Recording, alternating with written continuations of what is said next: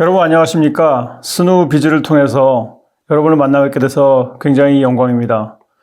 오늘 저는 제가 쓴 책 비욘드 스트래티지라는 책에 대해서 여러분들께 소개해드리고자 합니다.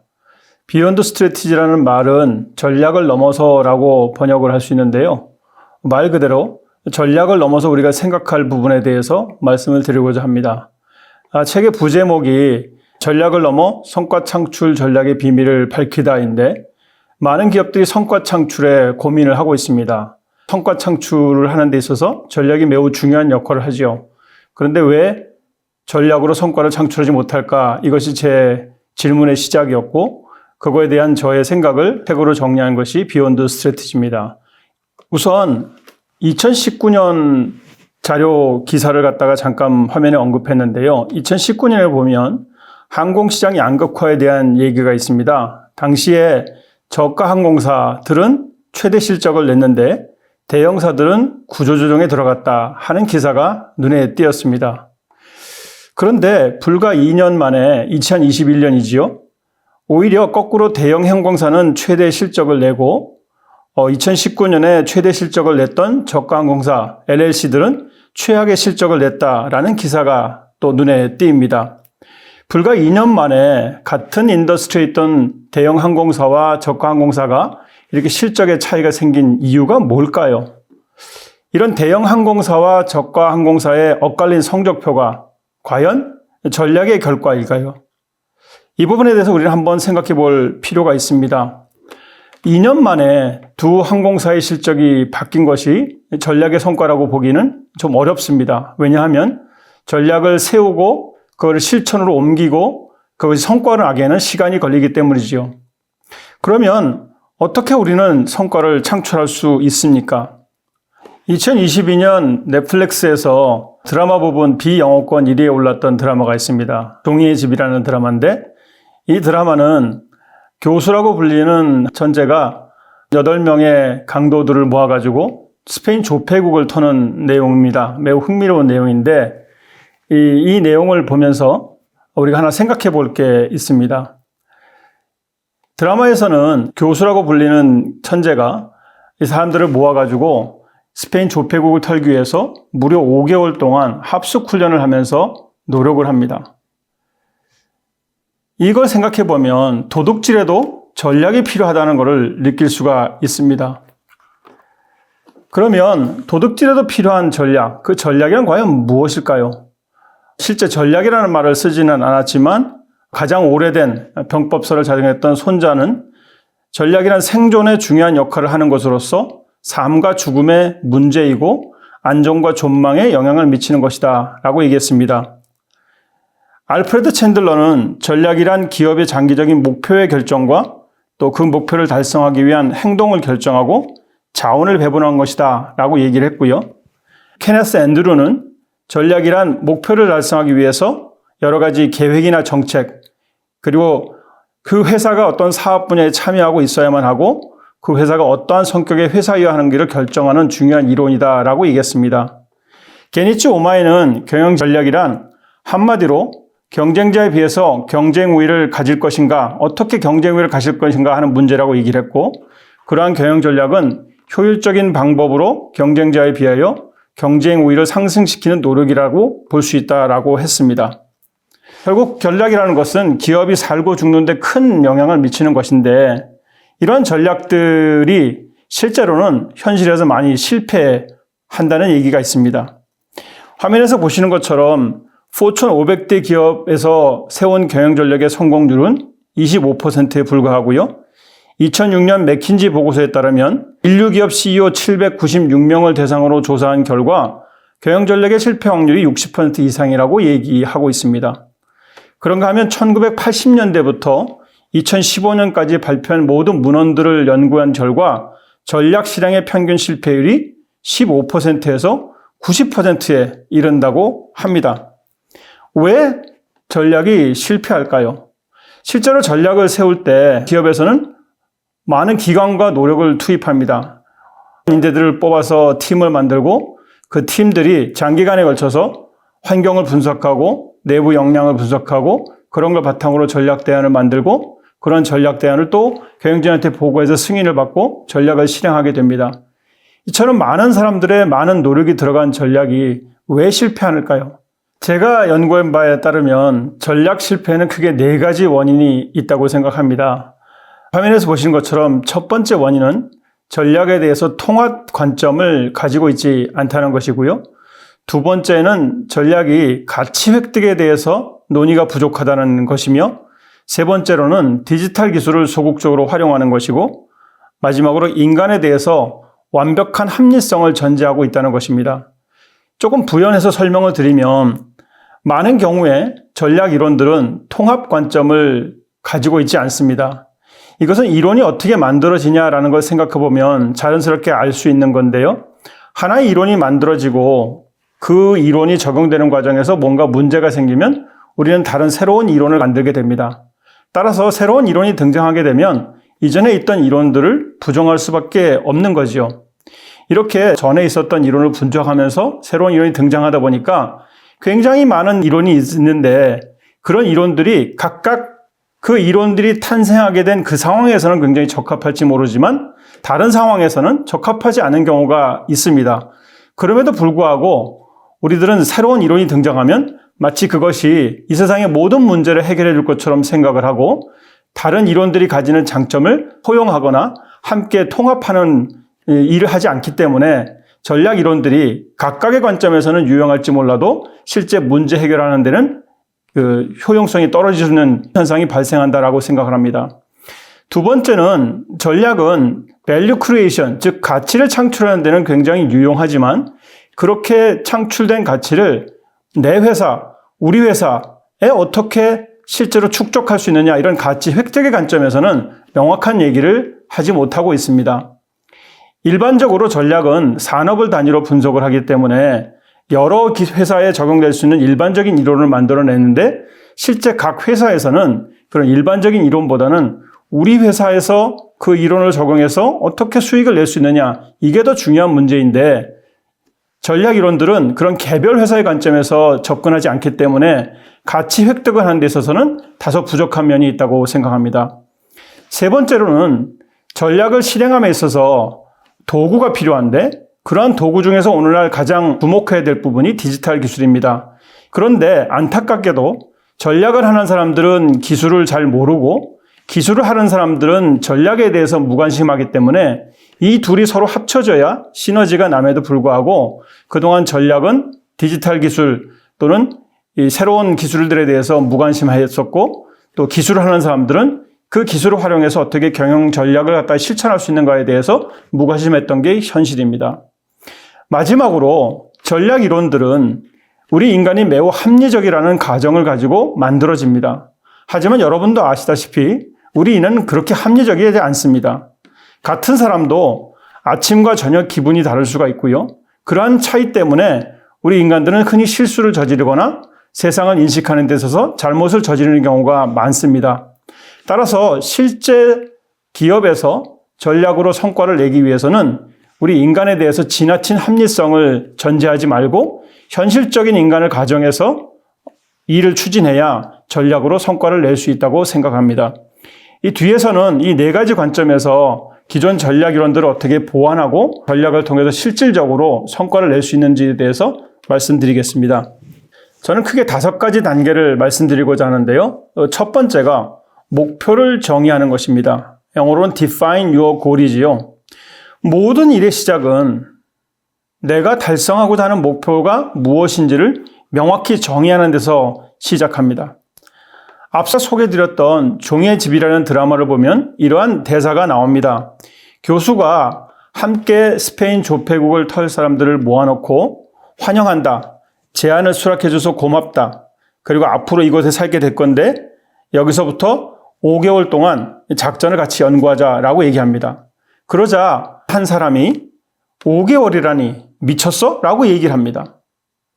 여러분도 한번 생각해 보시면 아시겠지만 도둑질을 시행하는 데 있어서 5개월 동안 연구한다는 게 사실 믿겨지지가 않지요. 그래서 모스크바라는 사람이 도대체 무슨 일을 하길래 5개월씩이나 도둑질을 준비한단 말이냐, 이런 뜻으로 질문을 했습니다. 그러자 교수가 대답을 합니다. 생각해봐. 사람들은 돈을 벌기 위해 학교에 다니지. 그렇게 해서 잘 풀린다 해도 형편없는 일을 해. 5개월이 대수야? 난 그것보다 훨씬 더 오래 이 일을 고민해 왔어. 성공해서 다시는 일하지 않으려고. 당신들도 마찬가지야. 당신들의 자녀도. 라고 대답을 합니다. 저는 이 대사에 전략 수립의 가장 기초인 목표를 수립하는 원칙이 다 담겨 있다고 생각합니다. 목표는 추구할 만한 가치가 있어야 됩니다. 그리고 누구나 이해할 수 있도록 명확하고 단순해야 하지요. 그리고 목표를 함께 추구할 구성원들로부터 공감과 지지를 받아야 됩니다. 교수가 제시한 목표는 24억이라는 돈을 같이 훔쳐서 나뿐만 아니라 내 자녀들까지도 같이 잘 먹고 잘 살게 해주겠다는 그런 목표를 제시하는 겁니다. 여러분들 만약에 24억 유로, 우리나라 돈으로 한 4조 원가량 되는데요. 4조 원을 얻을 수 있는 기회가 있다 그러면 여러분들은 참여 안 하시겠습니까? 이처럼 목표는 추구할 만한 가치가 있어야 되고 명확하고 단순해야 합니다. 4조 원이라는 목표는 굉장히 명확하고 이해하기가 쉽습니다. 그렇기 때문에 함께하는 사람들로부터 공감과 지지를 얻을 수가 있었던 겁니다. 두 번째, 목표를 정확히 세웠다 그러면 그 목표를 달성할 수 있는 전략을 검토하고 제대로 된 전략을 선택해야 합니다. 아니, 전략을 넘어서라고 얘기하면서 무슨 전략을 검토하고 다시 선택하느냐 이렇게 말씀하실 수 있는데, 우리가 아는 전략 이론에는 화면에 보시는 것처럼 크게 4가지 전략 이론들이 있는데 이것 외에도 굉장히 많은 전략 이론들이 있습니다. 우선 이 4대 전략 이론은 대부분의 학교에서 학생들이 배우는 이론들입니다. 1980년에 처음으로 경쟁 전략을 얘기했던 마이클 포터의 경쟁 전략에서부터 자원 기반 전략, 블루오션 전략, 그리고 파괴적 혁신 전략에 이르기까지 많은 이론들이 나타났습니다. 아마 이 이론들은 여러분들이 학교나 또는 실제 업무에 투입해서도 많이 들어보셨을 겁니다. 그리고 대다수의 사람들은 이 4가지 이론이 전략 이론의 거의 전부인 걸로 안다고 해도 과언이 아닙니다. 하지만 화면에서 보시는 것처럼 지난 1950년대부터 2013년까지 실제 이론들은 한 81개 정도가 등장을 했습니다. 전략의 역사를 분석한 고토사카 마사히로라는 사람이 정리한 표인데요.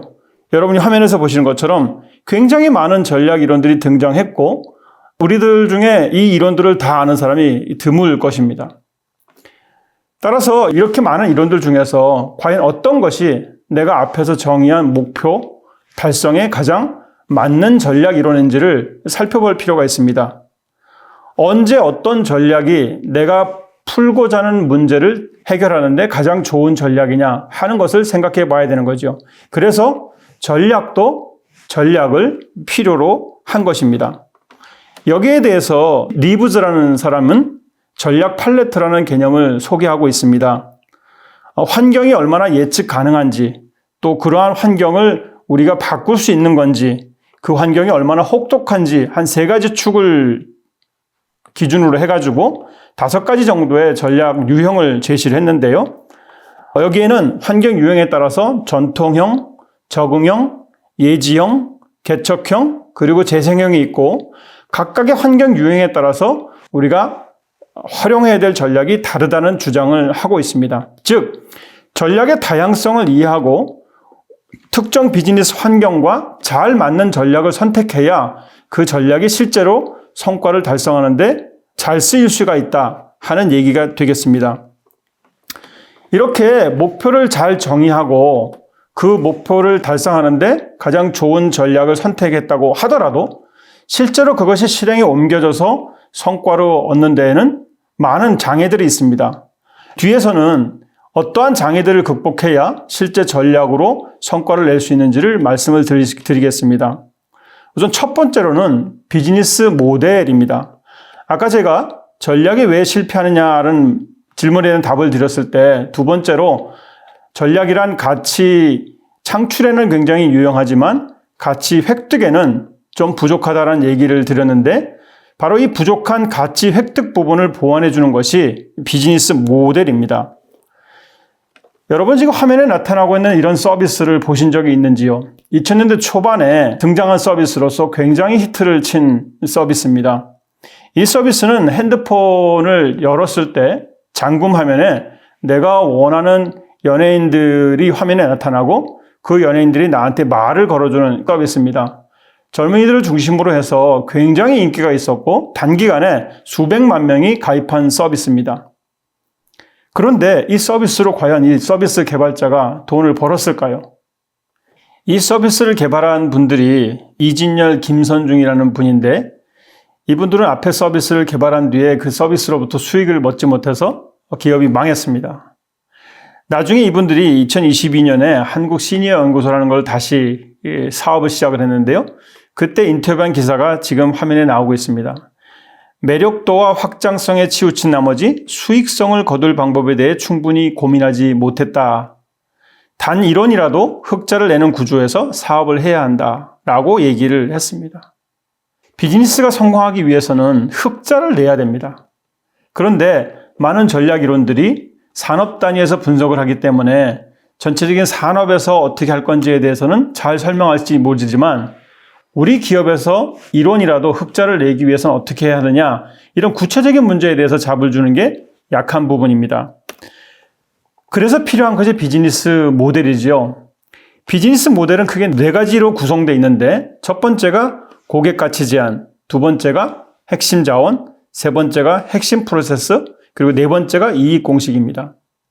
비즈니스 모델은 우선 고객이 누구인지를 정의하고 그 고객한테 우리가 어떠한 가치를 줄 수 있느냐, 즉 커스터머 밸류 프로포지션을 먼저 정의합니다.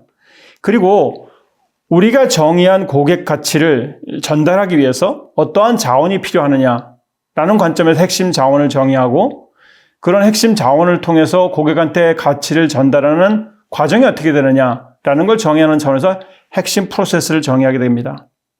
마지막으로 제일 중요한 부분이 이익 공식입니다. 즉 비즈니스 모델은 우리가 정의한 고객, 그 고객한테 제안할 가치, 그 가치를 우리의 자원과 프로세스로 전달함에 있어서 과연 이익이 남느냐라는 것을 이익 공식을 통해서 검증을 하게 됩니다. 비즈니스 모델은 우리가 하려고 하는 일들이 과연 우리에게 수익을 가져다 주느냐를 검증하는 차원에서 전략을 보완한다라고 말씀드릴 수 있습니다. 세 번째로는 디지털 기술에 대한 문제입니다. 아까 서두에서도 말씀드렸다시피 전략을 하는 사람과 기술하는 사람들이 그동안 그렇게 많이 친해지지 않았었습니다. 특히 1980년대 초기에 전략 이론이 만들어질 당시에는 오늘날 우리가 알고 있는 그런 기술들이 존재하지도 않았습니다. 하지만 작년부터 많이 활용되고 있는 생성형 AI에서 알 수 있다시피 기술을 적절히 활용한다면 우리가 하려고 하는 일들을 훨씬 쉽고 더 싸게 할 수 있습니다. 따라서 전략으로 성과를 내기 위해서는 디지털 기술을 잘 활용하는 방법을 알아야 됩니다. 그것을 저는 전략과 기술의 맞추기라고 표현을 하고 있습니다. 영어로 얼라이먼트라고 하는데요. 마치 두 개의 톱니바퀴가 서로 잘 맞물려야 원하는 대로 굴러갈 수 있듯이 전략과 기술은 서로를 잘 알고 둘이 융합이 돼야 우리가 원하는 성과를 더 빨리 낼 수 있습니다. 여기에서 중요한 부분은 그러면 전략과 기술을 맞추는 방법이 무엇이냐 하는 것인데요. 지난 세월 동안 전략과 기술이 서로 만나는 방법에는 몇 가지 단계를 거쳐서 변화가 있었습니다. 제일 처음 디지털 기술을 도입할 때는 비용을 얼마나 절감할 수 있느냐, 즉 코스트 세이빙 관점에서 디지털 기술을 많이 활용했었습니다. 예를 들어서 어떤 전산 프로그램을 개발했을 때 그런 프로그램을 활용하게 되면 사람이 하던 일들을 얼마나 줄일 수 있을까? 디지털 기술에 투자하는 비용과 그 비용으로 인해서 만들어진 시스템을 사용함으로 인해서 줄일 수 있는 비용, 주로 인건비 절감이 되겠죠? 이 두 가지를 비교해서 비용 절감 효과가 더 크면 투자가 이루어져 왔습니다. 근데 여기서 하나 생각해 볼 부분은 비용 절감은 한계가 있다는 것입니다. 예를 들어서 여러분이 매월 100만 원씩을 받는다고 생각을 해보십시오. 평상시엔 그 중에서 한 20만 원 정도를 저축을 하고 80만 원 정도를 생활비로 썼었습니다. 그런데 예를 들어 가족이 크게 아프다거나 무슨 문제가 생겨서 내가 급하게 쓸 돈이 생겼습니다. 그래서 20만 원 저축하다는 것을 더 이상 하지 못하고 그걸 다 쓸 수밖에 없어요. 또 80만 원 쓰던 비용을 절약해서라도 다 쓸 수밖에 없는 상황이 됐다고 가정합시다. 여러분이 도대체 어느 정도까지 비용을 절감할 수 있을 것입니까? 아마도 여러분이 받는 100만 원, 그 전체가 여러분이 절감할 수 있는 가장 큰 한계일 것입니다. 즉, 비용은 아무리 줄이려고 애를 써봐야 0, 그 이하로는 줄일 수가 없다는 거죠. 따라서 비용을 절감하기 위해서 디지털 기술을 쓰는 데에는 한계가 있을 수밖에 없습니다. 그래서 두 번째로 등장한 방식이 수익을 창출하는 데 디지털 기술을 어떻게 쓸 것인가 하는 것입니다. 이것은 디지털 기술을 통해서 많은 새로운 비즈니스가 만들어진 것을 생각해 보시면 금방 이해가 되실 겁니다. 비용 절감을 위해서 디지털 기술을 쓰는 것과 달리 수익 창출을 위해서 디지털 기술을 쓸 때에는 그 디지털 기술에 대한 투자가 한계가 없습니다. 우리가 수익을 내는 한동안에는. 왜냐하면 내가 디지털 기술로 돈을 더 많이 벌 수 있다면 더 많은 디지털 기술에 투자를 하겠지요. 우리가 지금 많이 알고 있는 메타라든지 아마존이라든지 이런 기업들이 과거에 없었던 새로운 비즈니스를 만들면서 엄청난 디지털 기술을 활용하는 것을 생각해 보시면 쉽게 이해가 가실 것입니다. 그래서 디지털 기술을 전략을 위해서 활용하는 방법을 저는 비용 절감과 수익 창출을 동시에 추구해야 된다라고 말씀드리고 싶습니다. 디지털 기술은 비용 절감을 도와줄 뿐만 아니라 새로운 수익을 창출하는 데에도 큰 역할을 하고 있습니다. 많은 기업들이 디지털 트랜스포메이션에 대해서 고민하고 있는데 저는 그 방향은 비용 절감이나 수익 창출 그 어느 한 방향이 아니라 우리가 하고 있는 일들에 대해서 비용을 절감해 주면서도 새로운 수익을 창출할 수 있는 방향, 이 두 가지를 동시에 추구하는 방향으로 디지털 트랜스포메이션이 일어나야 된다고 생각을 합니다. 전략으로 성과를 창출하는 마지막 방법은 사람에 대한 이해를 하는 것입니다. 앞서 전략으로 성과를 창출하지 못하는 이유 중에 하나가 전략 이론들이 인간의 지나친 합리성을 가정한다라고 말씀드린 바 있는데요. 우리 인간은 실제 생활에서 그렇게 합리적이지 않습니다. 그렇기 때문에 완벽한 합리성을 기반으로 만들어낸 이론을 적용하다 보면 생각하지 못했던 일들이 생기지고 그런 일들 때문에 우리가 원하는 성과를 창출하지 못하는 경우가 발생하게 됩니다. 이 부분에서 고려해 봐야 될 것이 바로 행동 전략입니다. 영화 트루먼 쇼를 보면 세 가지 인지 오류라는 것을 알게 됩니다. 사람들이 사물을 인식할 때 그 인지하는 방법에 있어서 세 가지 오류를 가지게 되는데 첫 번째는 인지 단순화, 두 번째는 인지 편향, 그리고 세 번째는 인지 관성이라는 것입니다. 영화 트루먼 쇼는 어렸을 때부터 성장할 때까지 본인은 실제 세계라고 믿고 자랐지만 사실은 커다란 인공 스튜디오 안에서 성장한 트루먼에 대한 얘기입니다. 본인은 그것이 진짜 세계라고 믿고 있었지만 실제로는 한 사람의 성장을 다큐멘터리로 찍은 드라마에 불과했던 거죠. 여러분 혹시 살면서 그런 생각을 해보지 않으셨습니까? 내가 사는 이 지구가, 이 현실이 진짜인지 아니면 만들어진 것인지. 인지 단순화나 인지 편향 그리고 인지 간성은 모든 사람들이 겪는 인지의 오류입니다. 그리고 이런 것들은 우리가 전략을 수립하고 실행할 때도 당연히 발생하게 되는 것이고요. 따라서 우리는 이런 것들을 해결할 수 있는 방법들을 생각해 보아야 됩니다. 첫 번째로 생각해 볼 것이 인지 단순화입니다. 인지 단순화라는 것은 복잡한 세상을 이해함에 있어서 인지 부하를 줄이기 위해서 단순하게 내가 알고 싶은 거 또는 보고 싶은 거 그것만 받아들인다는 뜻인데 영화 빅쇼트는 인지 단순화에 의해서 발생할 수 있는 사항들을 확인해 볼 수 있는 좋은 영화라고 생각을 합니다. 빅쇼트란 영화는 2008년에 있었던 금융사태를 배경으로 만들어진 영화인데요. 서브프라임 모기지라고 기억이 나시죠? 서브프라임 모기지 때문에 금융위기가 발생했던 것과 그런 금융위기 속에서 큰 수익을 벌었던 사람들에 대한 얘기입니다. 많은 사람들이 주택 저당 모기지는 절대로 실패할 수 없다라고 믿었을 때 어떤 사람들은 그것이 실패할 수 있다고 믿었고 그런 믿음 때문에 돈을 벌었습니다. 이처럼 인지 단순화라는 것은 내가 보고 싶은 거, 내가 듣고 싶은 것을 단순화해서 인지하는 것을 말하는데, 때로는 이런 것들이 어떤 사람들에겐 큰 이익을 가져다 주기도 하지만 그런 인지 단순함 때문에 손해를 보는 것도 생기게 되는 것입니다.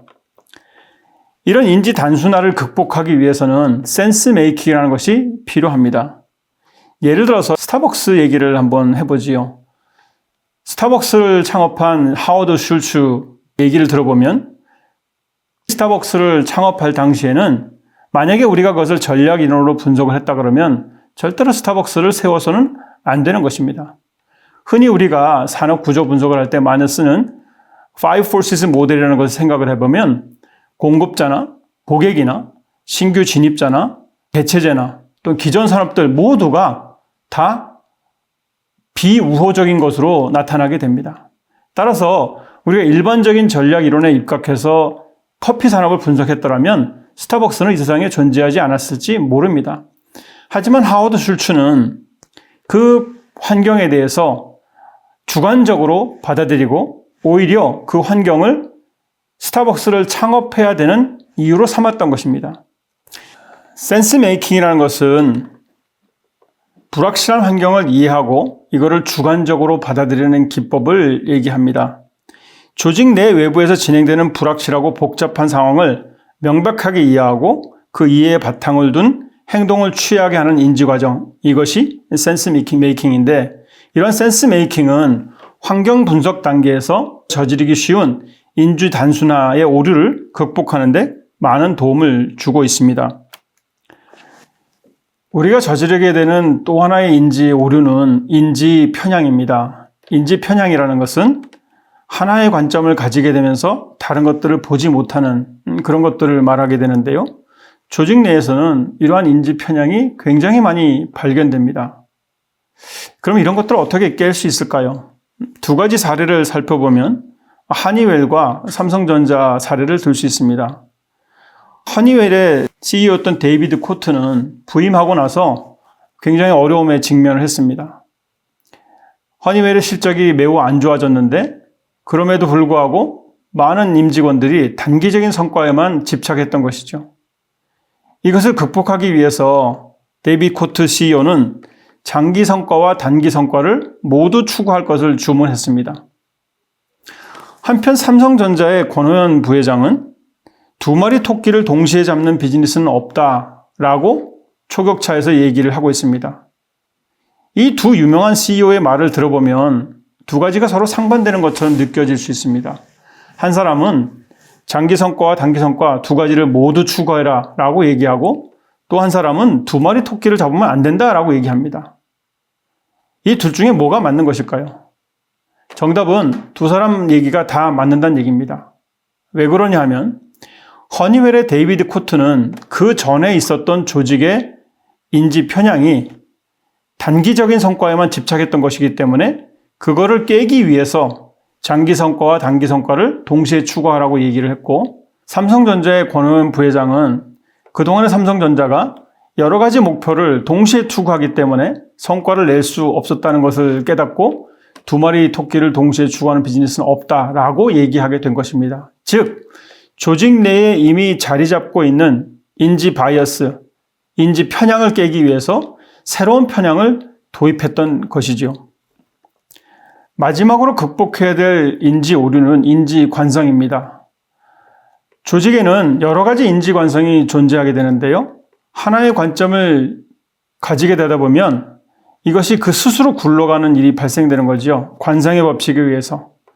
그러한 인지 관성을 깨기 위해서 경영자들은 센스 기빙이라는 방법을 활용을 해야 됩니다. 이러한 센스 기빙이라는 것은 경영자가 생각하고 있는 문제 해결 방법을 조직 전체가 따라올 수 있도록 전파하는 과정을 얘기하는 건데, 그것이 바로 센스 기빙입니다.